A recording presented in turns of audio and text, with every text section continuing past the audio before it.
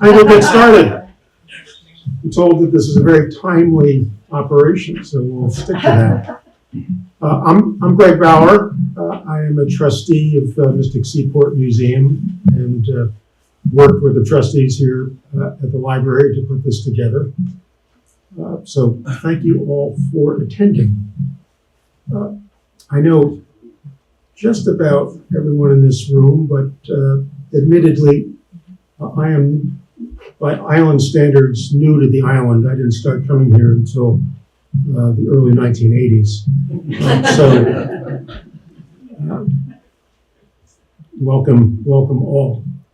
In those years since coming first to the island, I have developed an enormous affection for this place, as I'm sure is true for everyone in this room.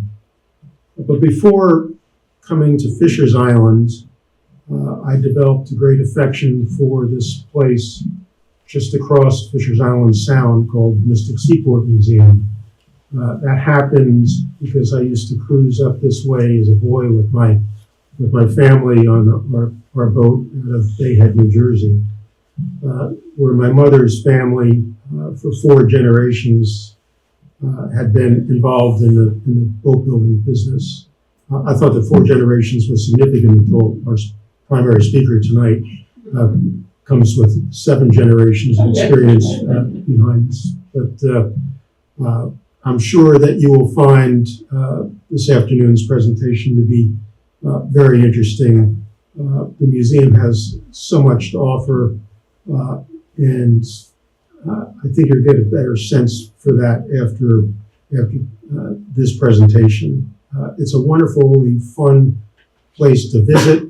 Encourage you to do it. If you have kids or grandkids who love Legos, there is an absolutely fabulous Lego exhibit going on there right now, just to start. But beyond that, I know when I first started visiting there, one of the places that left an enormous impression was the DuPont shipyard and the restoration work you're doing there. And part of the reason for that for me was going into that shipyard, you immediately had that wonderful smell of sawdust, of hardwood being formed for these beautiful craft. And that tradition continues. And what the museum is doing and has done for so long to maintain these traditions in our maritime heritage is unsurpassed anywhere. And hopefully you'll get a good sense for that today.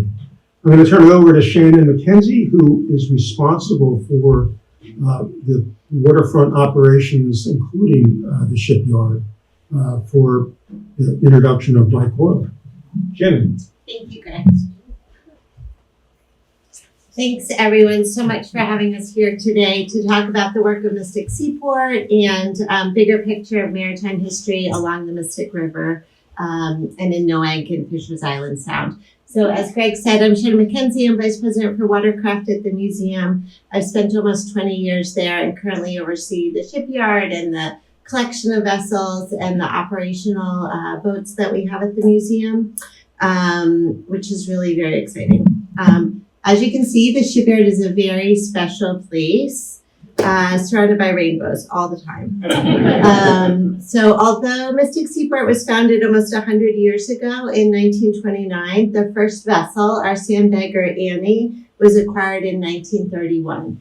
And at that time, we didn't have a shipyard or shipwrights at the museum, and we very much relied on contracting out to local yards and local boat builders all along the river to do the work on first Annie, and then as the collection grew, more of our vessels. And then sort of in the late 1950s, we started to hire staff to work in the shipyard to care for our collection as it was growing and augment the work done by all of these boat builders along the river that had been happening for the past century. The work originally was focused out at our Lighthouse Point, which was close to the site of the original Greenman Brothers shipyard that was on the site of what became Mystic Seaport Museum. So the work sort of increased, and the trustees made the strategic decision to expand the museum Fortunately, the family of Henry B. DuPont stepped forward to fund the construction of the shipyard. In 1972, over 50 years ago, when long-term shipwright Howard Davis, which Mike will talk about in a little bit, he moved his toolbox into the main shop. That's marked the official opening of the Henry B. DuPont Preservation Shipyard at the museum. This was the first shipyard built specifically for maritime preservation. And over the years, we've restored many of our vessels in this main shop, including most recently the Noank built boat MSC Berry, and we also just hauled out and launched after a little quick paint and caulking the Noank built boat Star, which we'll also talk about in a little bit. MSC Berry is one of our 4 National Historic Landmark vessels at the museum. In 2000, we built the schooner Amistad in the shipyard, and that marked sort of the beginning of a maritime repair business. So not only were we now taking care of our own vessels, but we were augmenting that with work done on other boats. So we, in this next year, we'll have boats from New York, Virginia, Massachusetts, Delaware, all coming up to have work done at our shipyard because this craft is being lost in commercial yards around New England and along the eastern seaboard. So now vessels are coming all the way to us to get this work done. So this just speaks to the long history of boat building on the Mystic River and the work that we're doing there. So it's great that we can do this work to keep things busy at the museum and allow our visitors to see it, but it really also helps to preserve these skills, which we work really hard for, just the boat building, but also throughout the maritime trades at the museum with sailmaking and blacksmithing and coopering and those sorts of the well-rounded sort of trades holistically. So they're not just shaping, wood, but more importantly, it's about innovation and resilience and these sort of skills that come along with it that are needed sort of in this tech-driven world that we have today. So let's see. I'd like to introduce now our featured speaker, Mike Coyle. Mike joined the museum about 3 years ago and currently serves as lead shipwright for the restoration of the L.A. Dunton, another one of our National Historic Landmark vessels. She's undergoing a complete restoration in the yard right now, which is expected to take something like a decade at this speed that we're going. So we worked really hard to make it open to the public and accessible during the time for this long restoration. Folks can go on board and on deck and down below. And we worked really hard to get, you can see it sort of in the middle of this picture, an elevator lift to get folks with limited ability inside of these historic vessels, which is something we're not really able to do on any of our other boats. But because we were cutting a lot of holes in the side of it, we could put a little elevator lift in and bring people on board, which is really exciting. So Mike's position is currently funded by a family foundation that is for, it's a fellowship for frame restoration and shipbuilding. So, these different ways that we're able to keep things going here and continue to have the trade stay alive and keep going. We're really grateful that Mike's been able to do that and work alongside one of our other lead shipwrights, Walt Ansel, who's the L.A. Dunton restoration curator. He's like semi-retired and has come back to help us work on how to reshape the vessel and how to get that going. And he's passing along a lot of that information and knowledge onto Mike as part of this fellowship. Okay, so please join me, I guess, in welcoming Mike Coyle, 7th generation boat builder. Let's talk about Noank and his family's history of boat building and operating vessels in this area. Thank you.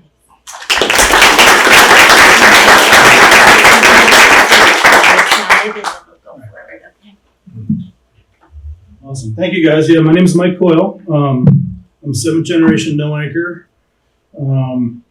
Grew up early on. I wasn't really boat building, but I was doing commercial fishing a lot with my uncle, who some of you guys might know. His name's George Main. So the West Coast boats is my uncle. And they brought us over here today, which is pretty awesome with the weather and all that. So We wanted to take our little historic vessel Star over here but it didn't really work out today Yeah. with the weather. So. Yeah, it was nice riding in comfort coming over here. So we're going to talk about some of the boat builders that I'm familiar with in Noank. There's a lot of them over the years. I'm going to focus more on West Cove on that side of it. And if you guys have any questions as we go, we're just going to look at a bunch of slides and see some really cool photos and talk about some of the things. And yeah, so we'll get started. But these are some of the boat builders that are in Noank. Not all of them for sure. But we're going to talk about the Whitaker family and the Eldridge family a little bit. The Palmer Shipyard was on the end of Morgan Point. The Morgan family will come up briefly also. And then the Palmer North Shipyard we're going to talk about a little bit too, which is kind of near where the Brain Island Yacht Club is now. So this is a picture from, I got a bunch of pictures from my uncle. This is one of them. So he is in the middle. He's the baby in this picture. So that's George Main, who is 83 now. And that's my grandfather on the right, Buster, and that's my great-grandfather on the left, George S. Main. And this is building the Alice 3 in the railway in Noank. So if you guys take West Cove back and forth once in a while, when you come into the dock, you can look up and you can still see the railway there. And it still does get used very little bit, but it does get used. Yeah, this was the boat Alice 3. So this was designed and built by Orrin Oles. And Orrin used to work for Webb Eldridge, and he had a small dory shop in BB Cove, over near where Bruce Avery's yard is now, Mystic River Boathouse it's called. He built a lot of small boats there, but for the bigger stuff, he was able to build, in this case, on our railway. And he built a few others in other people's yards that were away. So BB Cove is captured by the train bridge. So that's why he only primarily built small boats in that area. When you say bigger, it's This one's 30 feet. how big? This one's 34 feet. What qualifies as a small boat? Like 8 to 10. A lot of dories and Sharpies, which we'll see a couple of pictures of, up to 15. Some smaller boats that were made 18 to 20 with low shears, and they're able to go under the bridge and then set the rig outside of the bridge for sailing and stuff like that, which they actually still do today. And I don't know if you guys know Bruce Avery or not, but Bruce has a barge out there, so he'll bring bigger boats under the bridge, just to the other side of the bridge, and he has a barge with a crane on it, and he'll set the rig for people. And sometimes they stay on the mooring, and sometimes they go back immediately, which is kind of neat. So this is the Alice 3 getting built in the same railway. That garage is still there, but it's 2 stories now. And I just thought this was a really cool picture to see. That same railway is still there, and yeah, Orrin was working on it at the time. And I mean, the old cars are really cool. So it's, yeah, this would be early 50s. And there's the boat, more planked in my uncle's house. They fished this boat for quite a while. They fished it up until the early 70s. And this was primarily lobstering. So my family was very much into lobstering, and at one point we had 4,000 pots in the race, and that was in the 90s. But that was with much bigger fiberglass boats and all that. And then my uncle did transition over to fiberglass boats in the 70s, Cape Dory, which was a Royal Lowell design boat. Bob Whitaker was one of the last ones building wooden boats in Noank, and he kind of faded out around the mid-60s, like 66, 67. So after that, then the few boat fishermen that were left in Noank were getting boats from Maine and Nova Scotia. That's my great-grandfather, George S. Main. This was the Alice 2. There's no house on it, so they used to fish out in the weather all the time. The old pot haulers was a capstan head running off the engine. You can see the Manila line piled up there too. The exhaust stack is right next to us here, so we had to listen to that all day. There's George S. again. Wooden traps way back then. I mean, even I remember in the 80s, my uncle making traps all winter for the summer run. And the house I live in now is Webb Eldridge's house, which is in Noank, right up at the top of the hill from where George's is. And that's where George grew up, and my grandfather Buster and my grandmother.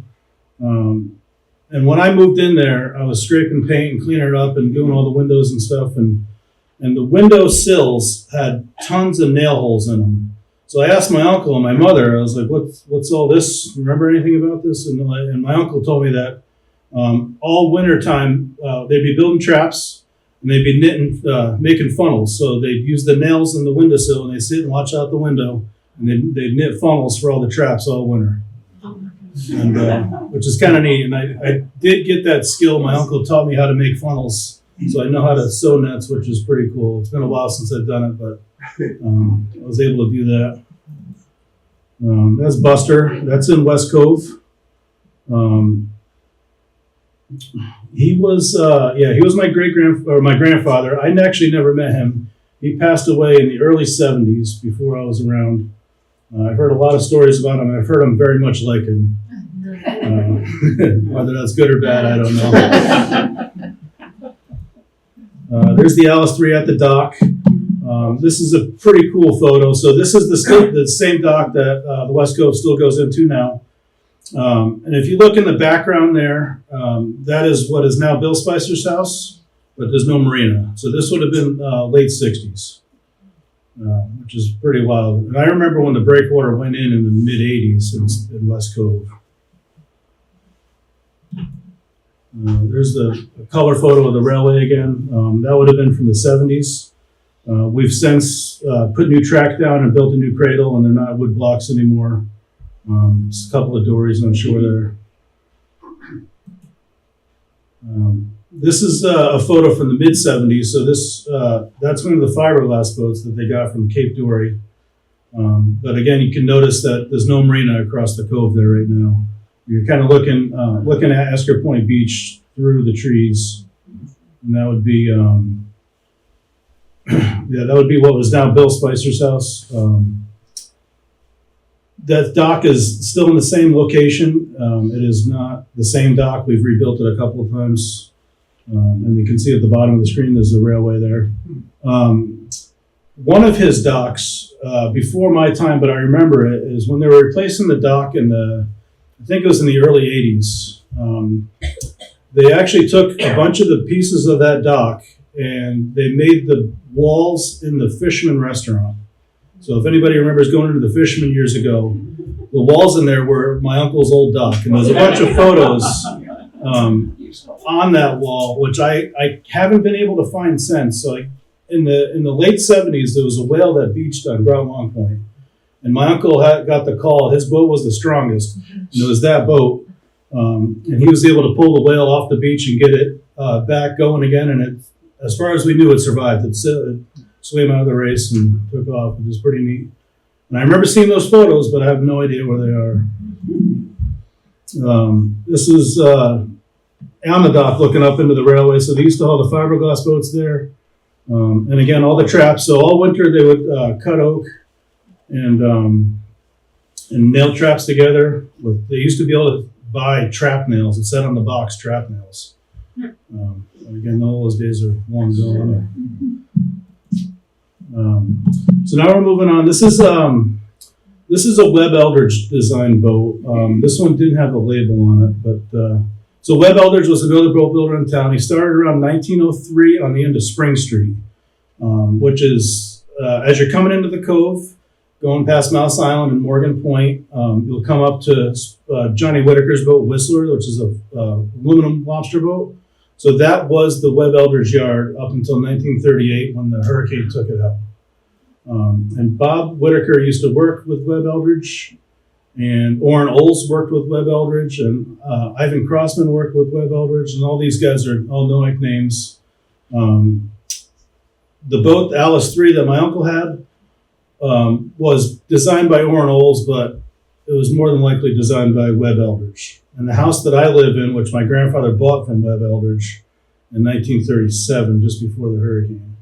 But Webb worked up until 1944, and he passed away. I believe it was a heart attack. So after the 38 hurricane, Webb moved his shop to in the middle of what is now Spicer's. So if you guys are coming into the cove and you'll see all of Spicer's floating docks, there's one dock that is not Spicer's, and then the rest continue that are. And Bruce Avery owns that dock now, but that was the Eldridge yard. My uncle told me stories about how every time Webb would hit his thumb with a hammer, he'd throw it in the cove, so there's a shoal of hammers that people would run into out there. When there was an old lady who owned that house, and when she passed away, she said she'd sell it to everybody but Spicer. So that's why Bruce Avery owns it now, and it's still a functioning dock. Bruce runs his little business out of there sometimes. He's got a barge over there once in a while, and a lot of his boats are there. But it's just kind of odd that one dock and the sea of the rest of them is not. And then after Webb passed, Bob Whitaker took over. And Bob Whitaker built a bunch of boats. This is a Webb Elders boat, Sea Lark. This is the last one that Webb Elders built. And it's still, this picture I took 2 weeks ago, so it's still in the river. Yep. Were these boats based on any sort of a model, or were they all designed from scratch so that they're all a little bit different? They're all a little bit different, but they were based on a couple of half models. And Webb made some half models, and Bob Whitaker made some half models. And Webb had worked for other people before he started in 1903. So it's like the Maine lobster boats. Everybody takes a little bit from each other and kind of makes it a little bit better and different to suit your needs. A lot of times with these, they'll make the molds, and they call the Sawyer, and they need a keel section. So today the keel came in at 30 feet. Tomorrow the keel comes in at 36 feet, so whatever size log they could saw. And they'll use the same molds in there and just stretch them out a little bit to get different sizes, and then they can, some boats are a plank taller. If you look at the break on this shear, which is like where the rub rail is, at the house it kind of dips a little bit. On some boats they're straight down and then came back more of a step. So some of that evolved. This is more of a pleasure boat because you wouldn't be hauling traps on this. This boat has been glassed over to be saved, so the hull is like a 1/2 inch thick fiberglass. And the inside is still wood. But yeah, this was taken 2 weeks ago. In Westfield. This one is this is on the other side. So in the background, you can see the house there. That's Jim Giblin's house. So this is just north of Abbott's. Right. He has a mooring unit there. And then on the right side of the picture, off the screen, is where Ford's Lobster was. Herrings now it's called. So this is a Webb Elders boat, NR, being towed by Star. The Star was built by Bob Whitaker. Some of the Seaport literature has that wrong, as it was Webb and Bob Whitaker, but this boat was built in 51 and Webb had passed in 44. But he did build NR, and then Bob Whitaker also built an NR in the 60s, early 60s. This is a really cool photo to me because it's got the swordfish pulpits on, so it just come in from offshore. I did hear a story that Ben Rathman, who owned the NR, caught a swordfish, and the sword came up and went through one of the planks and stuck in the engine oil pan. And so he had cut the sword off and had plugged the hole in the oil pan and stuffed a bunch of rags in the planks and was able to get home. I wasn't there to verify, but I heard that story, which I thought was kind of neat. Ben was a character. I knew him a little bit. Later in life, he had Parkinson's, and he wasn't doing that great. And for him to walk through this room would be a chore, but if you blink, he would be sitting on a boat with the biggest smile he could ever get. And nobody knew how he did it. But he was able to get on boats really easy, but a straight shot on level ground was too much of a challenge. It also shows you the change in the fisheries around. Yes. Yep. Swordfish. Yeah, so a lot of the boats were lobster boats, but they also were able to do adapt to different things. So it was kind of neat to see that it's like a pickup truck. So when the season changed, you were able to keep up with it. It's a little bit blurry, but this is Ivan Crossman and the Webb Elders on the right. And this picture was taken on Spring Street. So this was pre the 38 hurricane. And, yeah, that shop is now gone, but the railway is still there, and then there's a shop behind the railway now. This is a photo of Bob Whitaker. So he worked for Webb for a long time, and then kept Webb's shop going after Webb had passed. So he built Star, he built Falcon, he built Wallace B. Wallace B is in the Seaport collection, and that's one of the lobster boats. And that one has had There's a picture of Wallace coming up, but Wallace has had a bunch of different houses put on it over the years and stuff for lobstering. And that one fished out of Groton. So this is another picture of Star. How long would it take to build a boat like that? I don't know how many people were working on it then, but 6 to 10 months they could build that without too much of a problem. They weren't yachts by any means. The fit and finish isn't a hair shop quality, but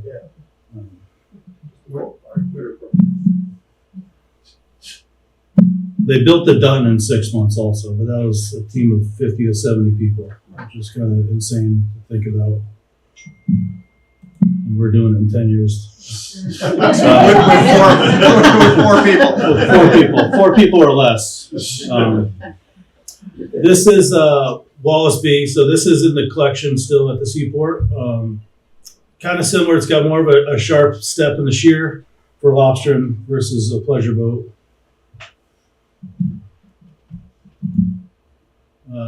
So this is a Bob Whitaker boat. He built a couple of pleasure boats on spec. This is one of them. I think Johnny told me that he got $800 for it, but it took 2 years to sell. And that's the half model of it that Johnny still owns up on his wall. And that boat was just sold in Hull, Mass, and is now in Westport, Mass. And it's still in the water and driving around, which is really cool. It's not an $800 boat anymore. It's not an $800 boat. So this is Breeze. Breeze was built by the Morgan family. The Morgan yard was where Abbott's is today, essentially, just north of the Palmer Yard. This was built in 1898, and this is in the Seaport collection also. It's a really neat cat boat. I don't know a ton about the Morgan family, but they built a bunch of boats, and they were there before the Palmer shipyard, which would have been pre-1800.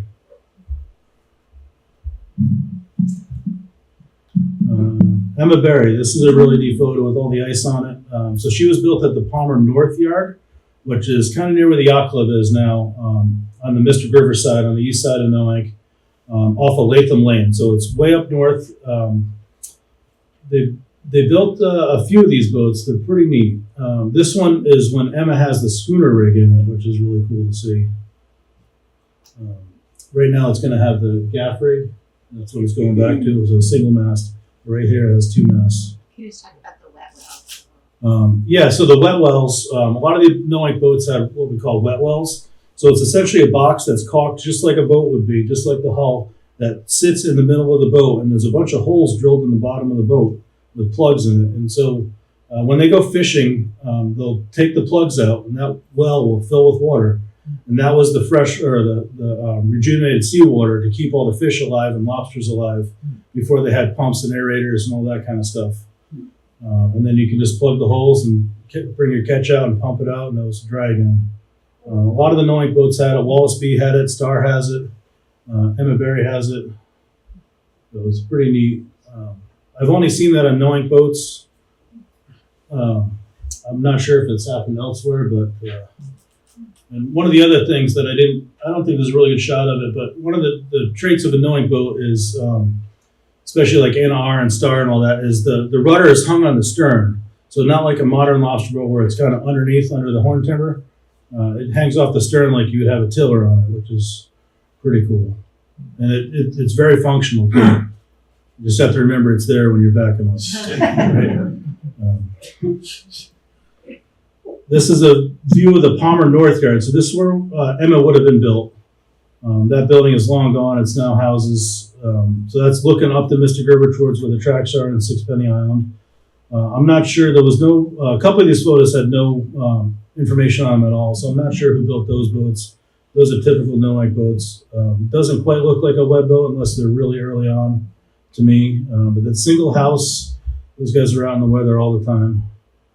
It was pretty cool.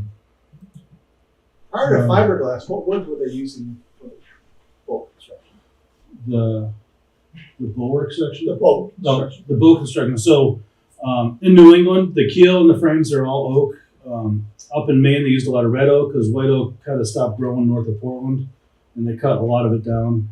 So around here, it'd be white oak and white cedar.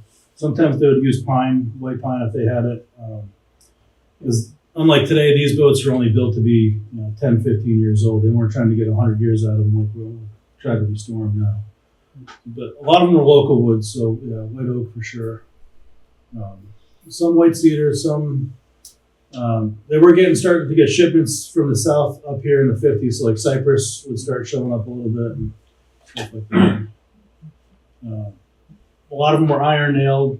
The guys that cared used copper or bronze back then. Some boats after World War II, there was a surplus of Monel, so a lot of boats are using Monel, which is, I think today it's like $15 a nail. And you buy 10,000 nails to put a boat together like that. So, yeah. And some of them, there was a company called Anchorfast, and they made a lot of Monel ring nails, and on the top of the head of the nail was an anchor. So you knew you got the good quality from them. And for those of you that don't know, Monel is mostly nickel. There's a little bit of copper in it, so it turns green. It looks like stainless, then it'll turn green like copper, and then it is magnetic. There's a little bit of iron in it too.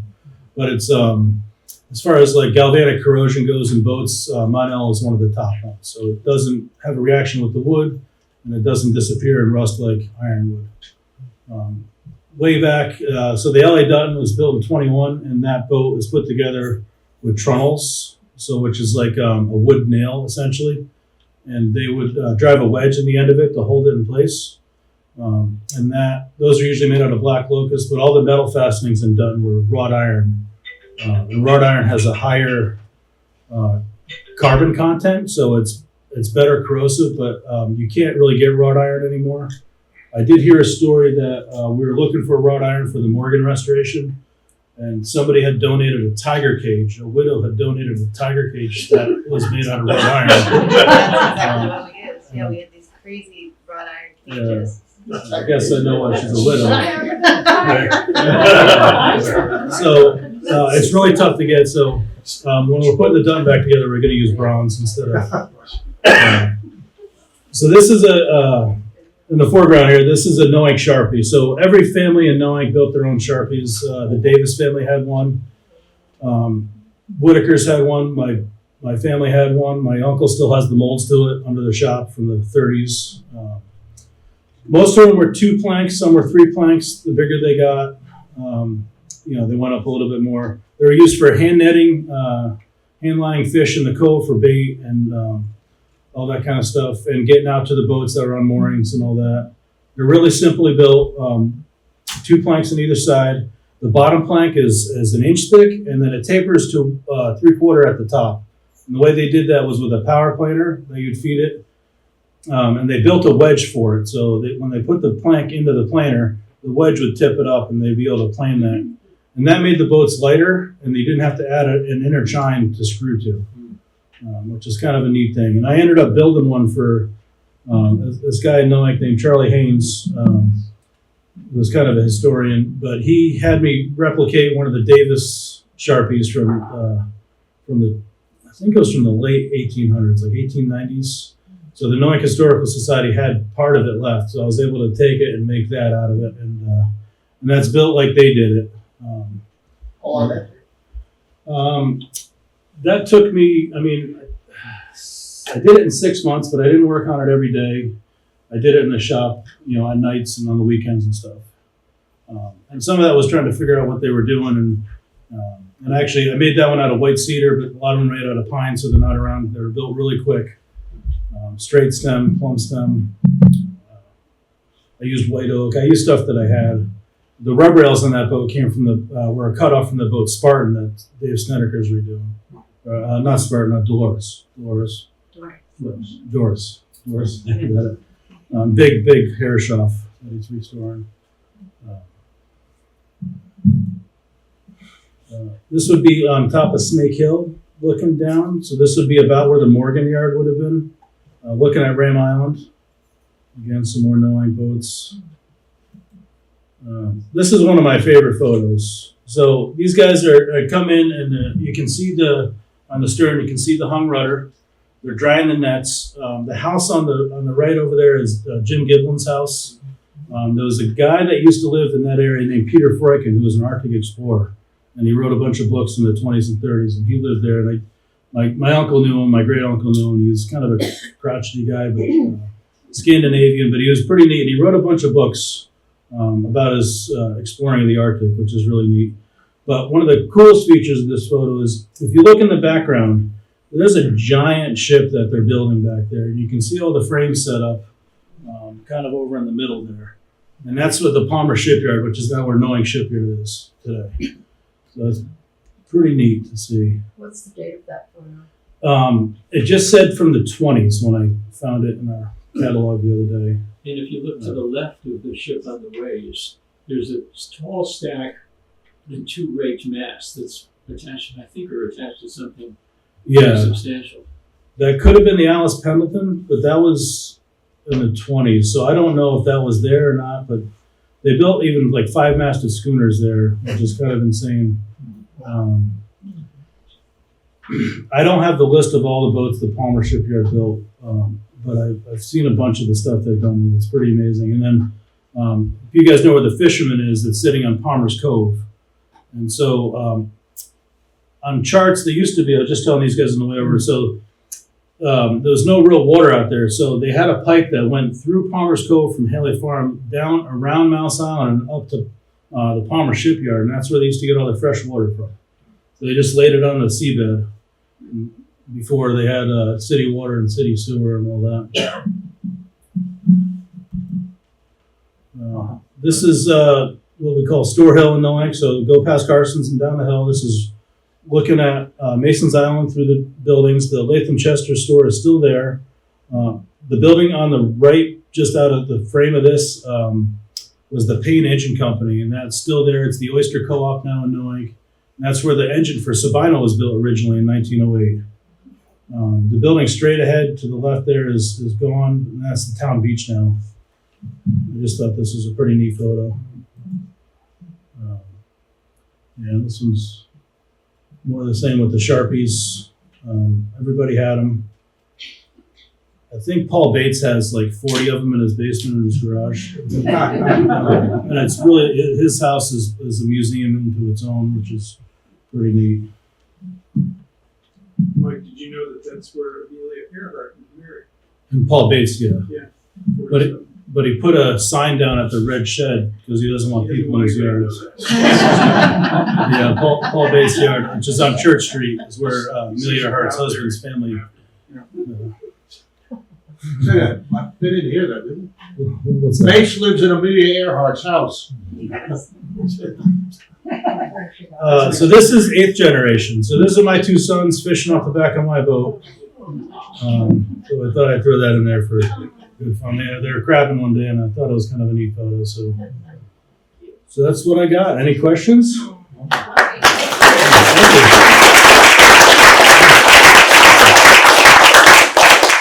Can you still get white cedar? We can, yep. It's tough to get. There's a few small places in Connecticut that we can get it from. There's a place in Maine, way up in northern Maine near Caribou, that specializes in Atlantic white cedar. And then we can get some from the south. Not readily, but there is a guy in Rhode Island that imports it from like northern Florida. He brings it up. I grew up in the summers in New Jersey, and they had a lot of Jersey white cedar, and they decoys out of duck boats and small sailboats. Yeah, a lot of that cedar is protected now, which They is, made a law, you can't cut it down. yeah, Right. which is really nice in some ways, right? Yeah. But yeah, there's a guy who's in his 90s that brings it up from Florida once in a while, and he's very entertaining to talk to. And you have to be careful what you say to him, because we've made the mistake of talking to him, just inquiring about wood, and then like a month later we get a call saying it's ready to pick up. Yeah, Was Jack Brown built in Noank? it was, yeah. That was built by Whitaker, I believe. Jack Wilbur. Jack Wilbur, that was a Wilbur boat, yeah. In 1968. Jack Wilbur, he was another guy that I should have touched on a little bit more, but he built a bunch of boats. He had the boat Star built by Bob Whitaker for Jack Wilbur, he liked it so much he built his own powerboat called Star, which one of our shipwrights at the Seaport now owns. His son is a ferry captain. About Jack, his nickname growing up was Hyde Wilbur. But I used to visit his shop when I was a kid, when he was building Jeff Brown. Okay. One of the things he'd say is, we don't use sandpaper, we don't use, he refused to do anything like that. Anything that couldn't be finished with a plane. I could see that for And sure. and that's where he said the way those folks did it too. And Andy Giblin started there. I believe he was building the Here and Now, that sailboat, and then the skiff. There's a little Jack Wilbur skiff that I fixed up for Penny Newberry. That's in the water now too. And just like the old Noank boats, he didn't build them to last. No. But there's stuff No.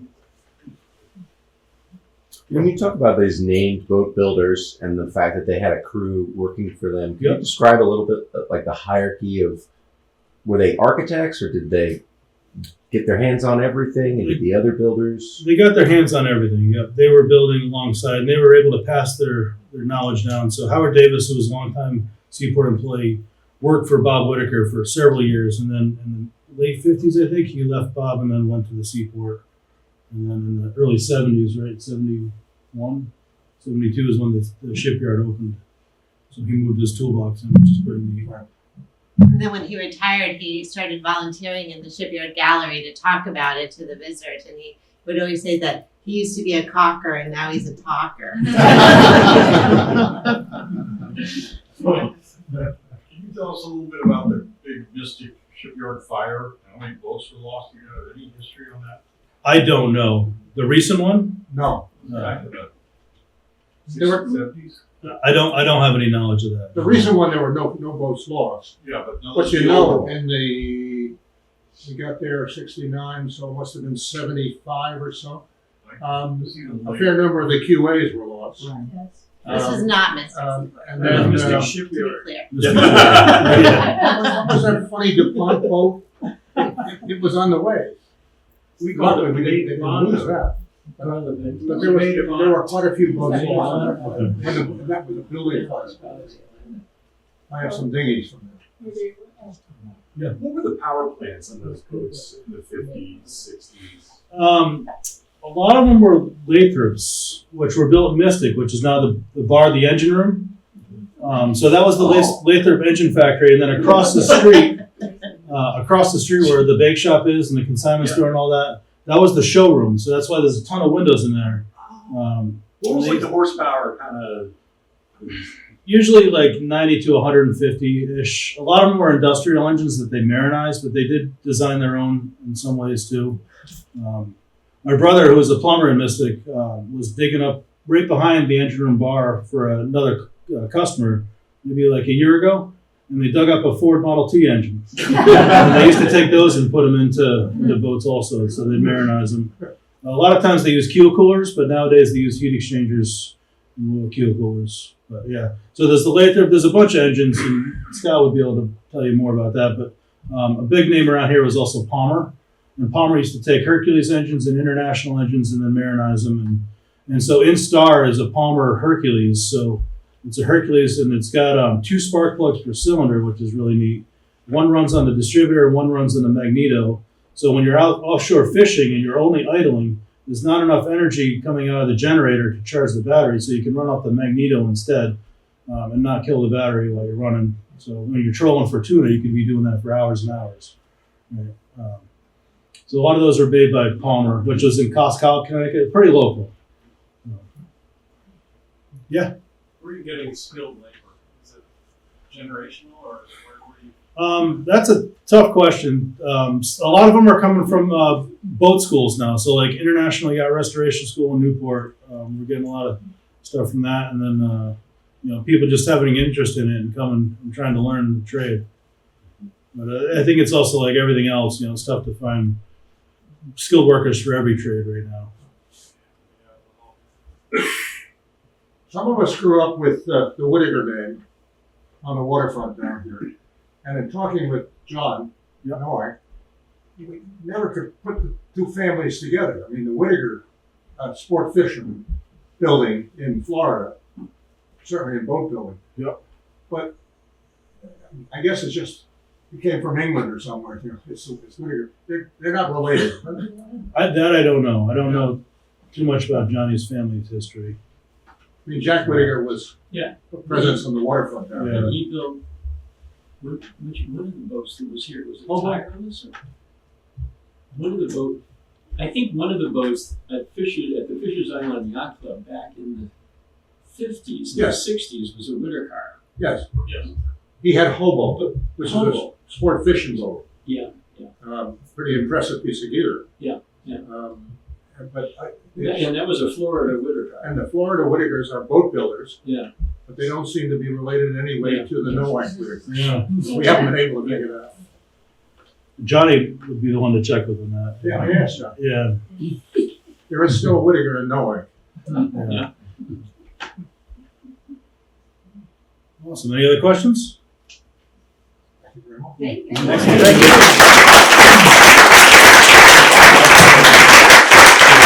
If I could ask your indulgence just for maybe 5 more minutes, I just wanted to say hello and good evening and thank you all for coming out this evening.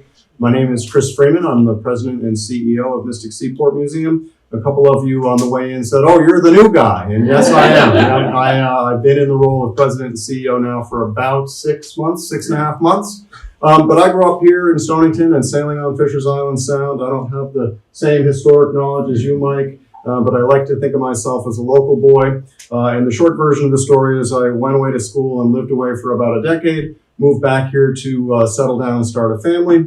Took a job at Mystic Seaport, which I thought would be a placeholder job for me while I looked for my career. And I've been at the museum now for 29 years. So the career found me. So I just wanted to say that. I also wanted to, I think Greg mentioned as well, but any of you who've got kids or grandkids or just young at heart and want something to do to get off island, we have a really great exhibition, Brick Wrecks, Sunken Ships and Lego Bricks, on show at Mystic Seaport Museum. It's fun for all ages with lots of hand-on building activities as well.